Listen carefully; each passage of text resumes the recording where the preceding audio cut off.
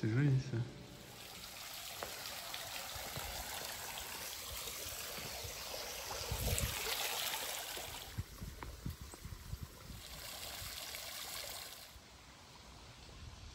Bonjour les amis, j'espère que vous allez bien. Bienvenue à Dzogchen-Birgioling. Donc on est dans notre nouveau centre de pratique. C'est un centre provisoire de pratique à Brasilia. On va sans doute bouger à nouveau. Voilà, donc pour l'instant on est en location. J'espère que vous allez bien. Je réponds au fur et à mesure à l'intégralité des questions que vous avez posées depuis 9 mois. Et aujourd'hui, on va parler de méditation. La méditation, qu'est-ce que c'est ? À quoi ça sert? Comment est-ce qu'on peut rentrer facilement en méditation? Et puis si vous le souhaitez, on fera un groupe de méditation ensemble. On se retrouvera une fois par semaine.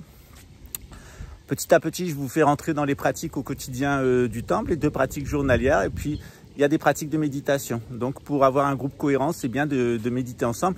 Je vous invite à voir sur le groupe WhatsApp Pascal Trefingui YouTube les vidéos et les liens que j'ai donnés pour mon centre racine qui est le centre de Karma Migurling en France, dans les contreforts des Alpes, qui est animé depuis maintenant 40 ans, 50 ans par le lama Tenzang qui est mon lama racine. Voilà, mon premier lama racine c'est lama Tsenam de Montpellier qui est le fils adoptif de Kalou Rinpoche, et les vœux mineurs je les ai pris avec lama Tenzang de Montchardon, centré autour de la pratique du Bava Chakra, du Sipei Korlo et de Nyungne, Shenrezi à 1000 bras.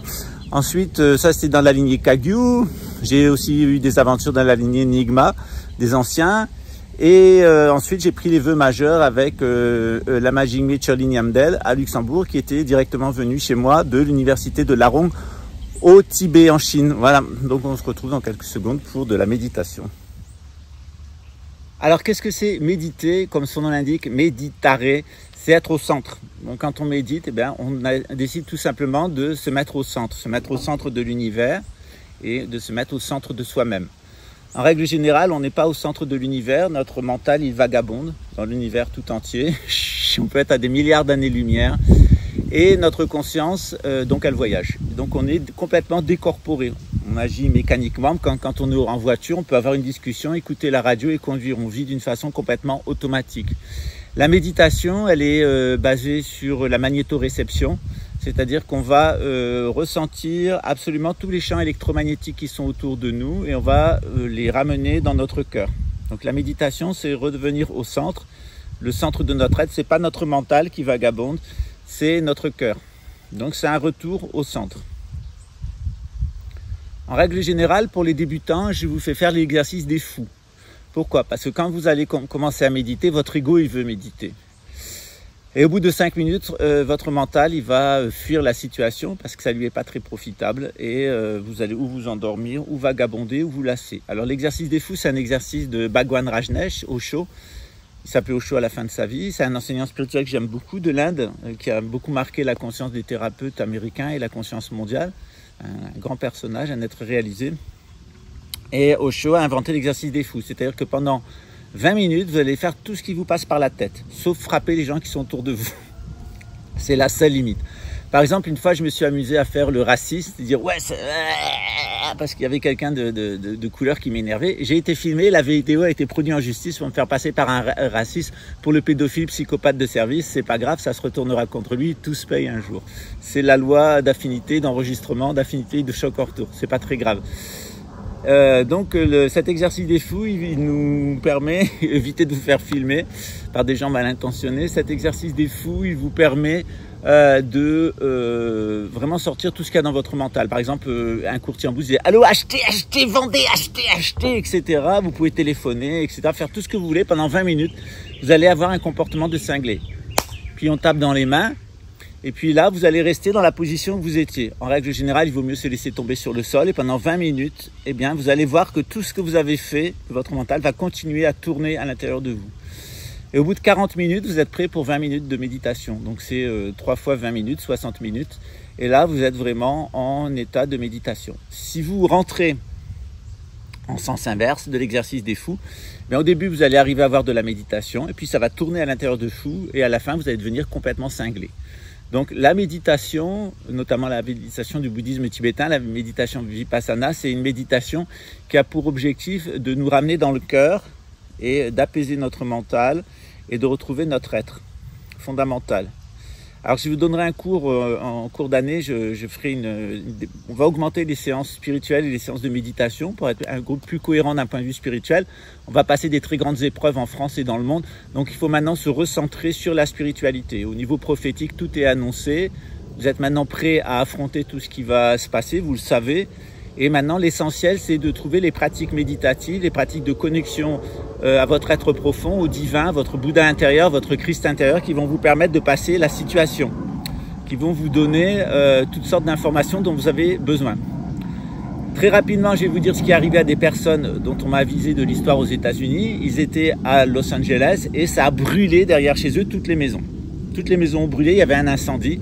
Ils ont mis du temps à partir, c'était des personnes d'un certain âge, d'une soixantaine d'années, comme de nos âges.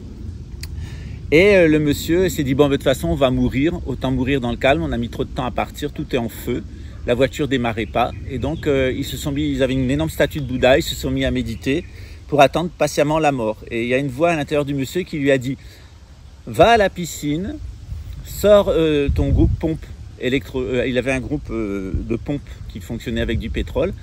Il est allé à la piscine, il l'a branché et la voix intérieure a continué à lui dire « Eh bien écoute, quand je te donnerai le signal, tu vas asperger la maison et vous serez sauvés. » Donc il a attendu. Le feu est arrivé contre la maison, toutes les maisons autour ont brûlé. Il a mis en route la motopompe. Avec l'eau de la piscine, il a arrosé toute sa maison et toute sa propriété avec tout ce qu'il avait comme produit d'aspersion avec sa femme. Et le vent a tourné, avec le choc thermique, le vent a tourné. Et sa maison a été la seule maison indemne au centre de 300 maisons. La seule maison qui n'est pas brûlée, même pas l'herbe du jardin. Ça veut dire que lorsqu'on est complètement connecté à notre être intérieur, que ça soit nous-mêmes, notre propre nature Bouddha, ou que ça soit des êtres des mondes invisibles qui sont autour de nous et qui sont là pour nous protéger, notamment les Dharmapada, les gardiens du Dharma, bien les gardiens du Dharma vont nous protéger. Ça m'est arrivé plusieurs fois dans ma vie, j'ai échappé à plusieurs tentatives d'assassinat par des psychopathes qui étaient possédés par Mara, vraiment des attaques sataniques extrêmement fortes, des gens qui incorporent des entités sataniques. Généralement, c'est toujours les mêmes, hein. C'est des pédophiles, des empoisonneurs et des voleurs. C'est mentir, voler, tuer, c'est à peu près toujours la même rubrique, c'est les vœux mineurs, hein. Donc Mara attaque toujours sur ce côté-là, et en faisant la pratique des gardiens, la pratique des Dhammapada, en restant connecté aux gardiens du Dharma, notamment Dorje Shugden, eh bien, souvent, j'ai senti la divinité se manifester autour de moi et la personne qui voulait m'agresser, la divinité sortir au-dessus de ma tête et boum, aller impacter la personne, soit la déstabiliser, soit la faire tomber, soit la neutraliser.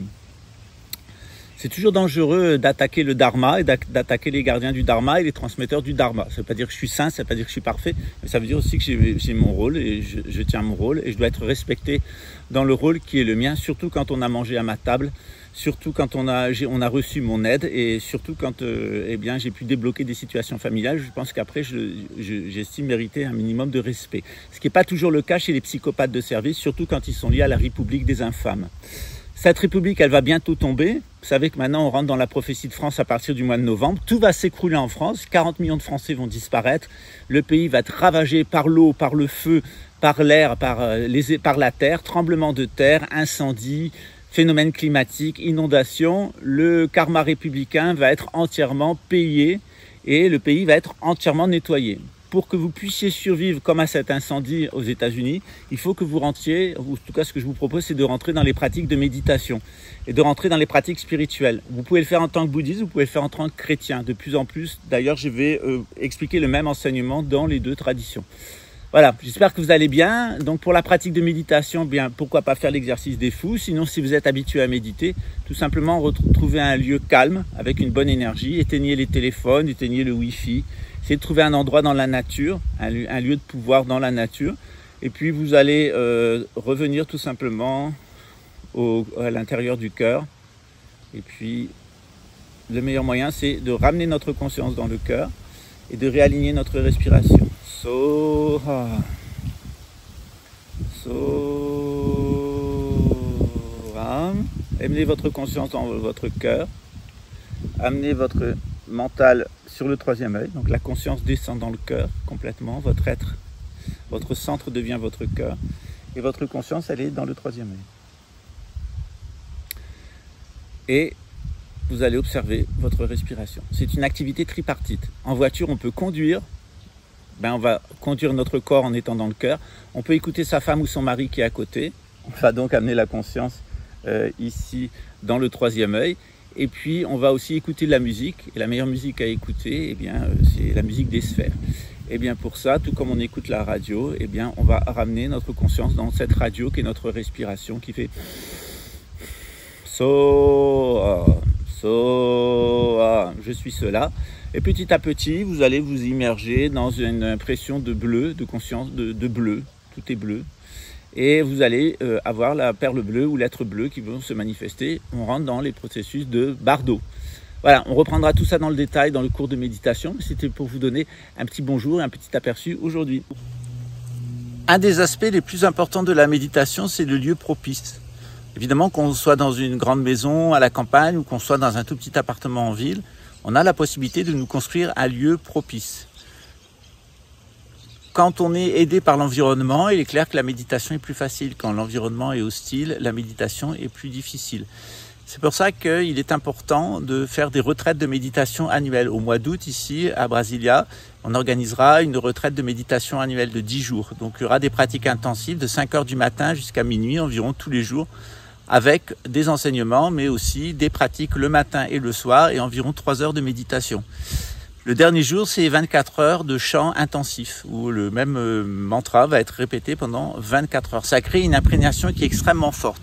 J'ai fait ces techniques j'ai commencé ces techniques au début des années 90, et ma magnétosphère, mon corps, mon esprit est complètement imprégné de ces moments où des fois c'était même 48 heures à répéter le mantra Om Namah Shivaya. J'honore Shiva, le pouvoir de destruction qui est en moi, c'est vraiment le pouvoir de destruction du karma.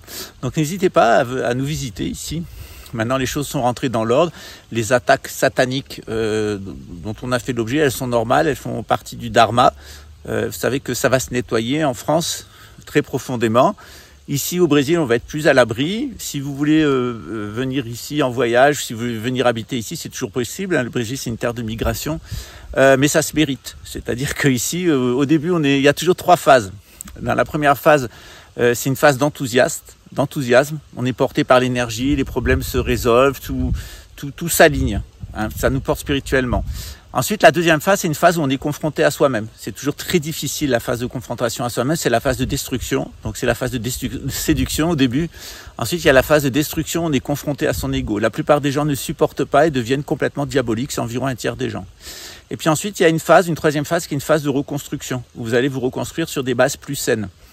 C'est important de résister à la deuxième phase. La première phase, elle est toujours très facile. Quand les gens ont accès à l'enseignement ou quand ils ont contact avec moi, ils se sentent portés par l'énergie, ils se sentent heureux, ils vont avoir accès à la connaissance, il y a les pratiques de méditation, il y a un côté complètement enthousiaste. Et puis ensuite, la deuxième phase, c'est une phase où on est confronté à soi-même, qui est très difficile. Et la troisième phase, c'est une phase de reconstruction. C'est ce qu'on fait dans l'exercice des fous. C'est-à-dire qu'au début, vous êtes porté par votre énergie à aller au bout de toutes vos tendances karmiques. La deuxième phase, elle est extrêmement douloureuse puisqu'on est immobile, on est immobilisé par rapport à ses propres défauts, etc. On voit tout passer, circuler à l'intérieur de soi. Il faut être patient, attendre la troisième phase, qui est vraiment une phase de reconstruction. On peut se reconstruire différemment. En règle générale, les gens qui échouent, ils se reconstruisent sur les mêmes bases qu'avant, sur les mêmes bases égotiques, avec la même perversion. On les voit reproduire exactement les mêmes choses. C'est-à-dire, faites attention à ces 3 phases. La phase de séduction, la phase de destruction et la phase de reconstruction. Il faut être patient. La première phase très facile, la deuxième phase très ingrate et la troisième phase, elle prend du temps. Mais on peut véritablement avoir l'opportunité de reconstruire sa vie. Vous savez ce qui m'est arrivé dans ma vie, vous voyez où je suis aujourd'hui, il y a vraiment la possibilité, il faut accepter ce processus. Totalement. Voilà. Hier soir, j'ai discuté avec notre chef indigène, qui a maintenant est devenu chef de tous les indigènes de la réserve. Vous l'avez connu, c'est Fabio. Et il y a un très beau projet qui continue à pas au Brésil. Pour l'instant, je peux pas y retourner parce que j'ai été menacé de mort par les milieux bolsonaristes. C'est le même milieu qu'à Rio de Janeiro. C'est lié à l'extrême droite fasciste et l'extrême droite fasciste en France. Maintenant, j'étais hier avec la consul de France par email. Maintenant, la France est dans de sales draps parce que soit elle va à la République, soit elle va... on a tous les dossiers, donc accepter ses responsabilités, c'est-à-dire que l'État français a été impliqué dans les tentatives d'assassinat contre moi, où elle va désavouer les barbouzes qu'elle a envoyées ici. les barbouzes seront désavoués. Donc c'est maintenant la fin des difficultés. Ça va prendre encore quelques semaines, quelques mois. Mais il y a un bel avenir qui nous attend ici à Brasilia. A priori, on devrait encore y rester 2 ans. Voilà. En tout cas, vous y êtes bienvenus. À très bientôt. À bientôt. Ciao. Tachi, Dele, que vos vœux les meilleurs se réalisent. Ciao, ciao.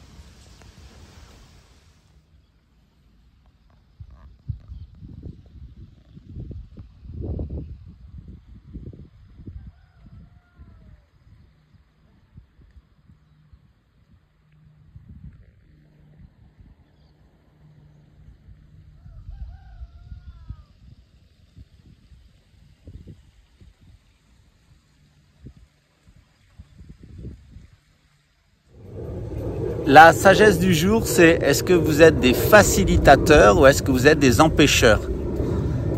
En règle générale, dans la vie, on attend des autres qu'ils nous facilitent la vie.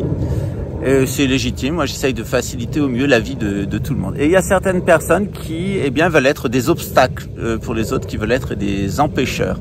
Alors, des empêcheurs, il y en a plein dans la vie, mais sachez une chose, c'est que si vous allez dans l'énergie de l'empêchement se retournera systématiquement contre vous. Attaquer un centre de Dharma et attaquer un enseignant du Dharma, c'est toujours une activité à haut risque. On est toujours porté par Mara au début. C'est très porteur d'aller dans le mal. Au début, c'est très excitant de faire le mal.